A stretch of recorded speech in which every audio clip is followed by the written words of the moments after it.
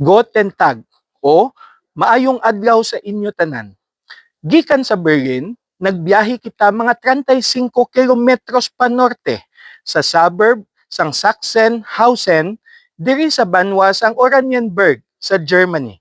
Kag sa likod naton, amo ang isa ka lugar nga may pinakamasubo kag pinakamasakit nga kasaysayan. Ini amo ang Sachsenhausen Concentration Camp nga gintuga sa tung World War II Europe sa idalom sang pamuno sang mga Nazi Germany. Pero sino bala ang personalidad sa likod sini? Nabunag sa tung Abril 20, 1889 si Adolf Hitler na tawo dito sa Austria. Mayara siya sang istrikto nga amay kag mapinalanggaon nga iloy. Sa bata nga edad, mahilig siya sa arts, pero kaduwa ka beses siya gin-decline sa art school. Tuig sang mga 1908, as hantod mga 1913, sang siya mga 19 anyos, nagsaylo siya sa Vienna, Austria, kag didto niya nabatian ang mga pagpati o ideolohiya sang antisemitism o pagkainit o pagkakontra sa mga Jewish. Kag didto man siya nakabati sang anti-Marxism ideology o kontra sa mga working revolution kag sa mga private ownership of properties and businesses nga na-impluwensya ni sang Marxism. Kag sang mga 1914 antud 1918, nag-intra siya bilang soldado sang Germany. May madako sa iya nga impluwensya ang pagkalupig sang Germany sa amo nga giyera. Tuig sang 1919, nag-intra siya sa partido nga ginatawag German Workers' Party nga nag-evolve kag nangin Nazi Movement Party sang Germany. Tuig sang 1923, sang si Adolf Hitler upod sa mga anay soldado nga upod niya sa World War I, kag iban nga mga nationalist diri sa Germany naghiwat sang isa ka kudeta didto sa Munich sa pagpersahan nga pag-take over sang gobyerno didto.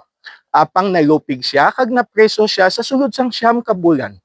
Sa sulod sang presuhan, nagsulat siya sang libro nga ginatawag My Personal Struggles nga kung sa diin didto niya ginplastar ang iya nga mga anti-Semitism kag anti-Marxism beliefs and ideology and hatred for the Jews. Tuig sang 1930s ang Europe nagasuffer sa Great Depression. Madamo nga mga tawo ang nawad-an sang trabaho, mga kwarta sa bangko nagkaladula, kag hindi matakos ang kadakuon nga impact sang kapigaduhon diri sa Europe. Sadto nga mga panahon, nag-uswag ang pangalan ni Adolf Hitler tungod sang iya kakusog kag kabakod nga pagpanalastas, paghambal kag pagkampanya para sa German nationalism kag sa iya mga pagpati.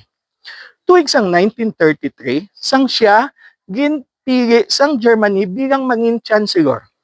Masunod nga tuig sang 1934, sang napatay na si President Hindenburg.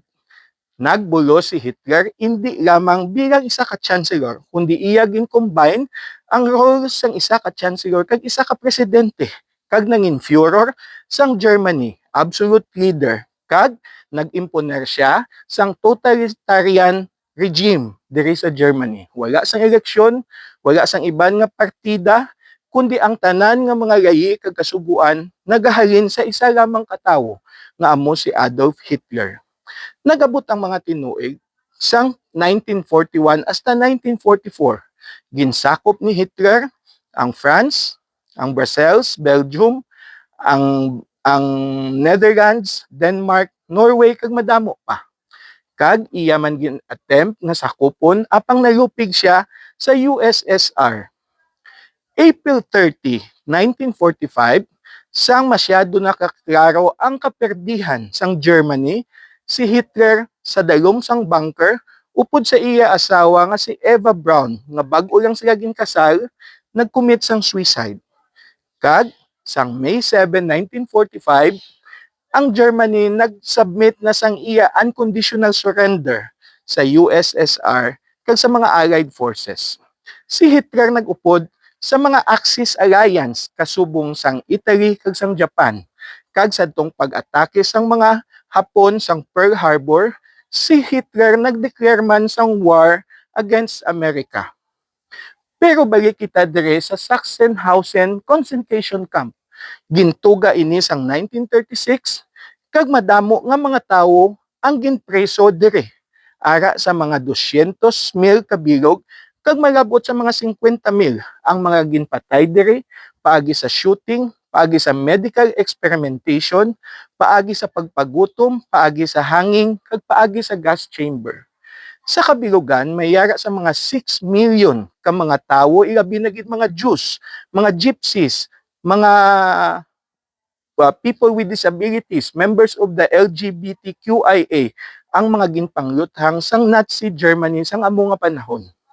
Sa karon nga panahon, ini nagapabilin bilang isa ka museum nga nagapahanumdum sa aton nga ang kaakig, kainit, kag kaagresibo sang isa ka tawo makalabot sa mas malala nga mga bagay. Gani importante nga kita nga mga tawo magapabilin sa aton sa gihapon sa tanan nga tinion, ang kahadlok sa aton Ginoo kag ang paghigugma sa aton kapareho nga mga katawhan. Gani ining concentration camp nagapabilin nga isa ka mahapdi kag masakit nga pagpahanumdum para sa katawhan sang bugos nga kalibutan. Kabay nga hindi na ini masulit liwat, hindi na matabo liwat ang amo nga mga kasakit kag mga expressions of racism, hatred, anger, oppression, crime against humanity, crime, wars, kag tinatawag nga genocide. Gani para sa ihibalo sa mga Victoriahanon o Victoriasanon. Ako, si Konsehal Dino Acuña, ang paryente sang masa.